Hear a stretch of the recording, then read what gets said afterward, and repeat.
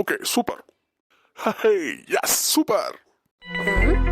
என்னடா அது, பாஸ் ஏதோ ஹாப்பி மூட்ல இருக்காரு போல தெரியுதே. இதுதான் சந்தர்ப்பம், சம்பள உயர்வை பத்தி கேட்ட வேண்டியதான். பாஸ் பாஸ், இன்னையோட இந்த கம்பெனில நான் வேலைக்கு சேர்ந்து 10 வருஷம் ஆயிடுச்சு.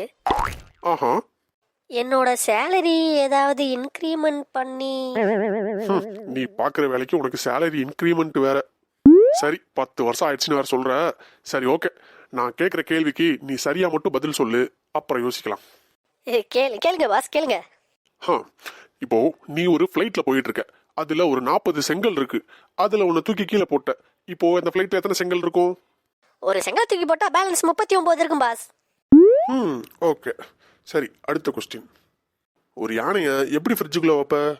சிம்பிள், ஃப்ரிட்ஜை திறக்கணும், யானையும் உள்ள வைக்கணும், ஃப்ரிட்ஜை பூட்டிடணும். அப்போ ஒரு மானை எப்படி ஃப்ரிட்ஜுக்குள்ள வைப்ப?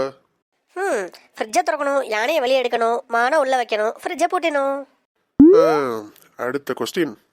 அன்னைக்கு காட்டுல சிங்கத்துக்கு பிறந்தநாள். காட்டுல இருக்கிற எல்லா மிருகமும் வந்துருச்சு, ஒரு விலங்கு மட்டும் வரல. என்னது? Yes, I got it. அது மான். ஏன்னா அது ஃப்ரிட்ஜுக்குள்ள இருக்கு. இப்ப பாருங்க, முதலைகள்லாம் சூழ்ந்த ஒரு குளத்தை ஒரு வயசானவர் கடக்கணும். எப்படி கடப்பாரு? சார், அந்த பெரியவர் தாராளமாக கிடக்கலாம். ஏன்னா எல்லா விலங்குகளுமே சிங்கத்தோட பர்த்டே பார்ட்டிக்குள்ள போயிருக்கு. அந்த குளத்துல ஒரு முதலையுமே இருக்காதே.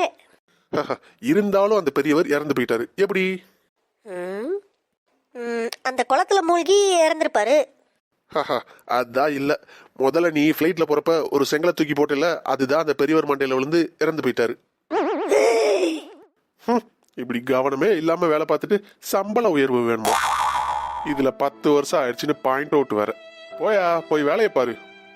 வந்துட்டான்.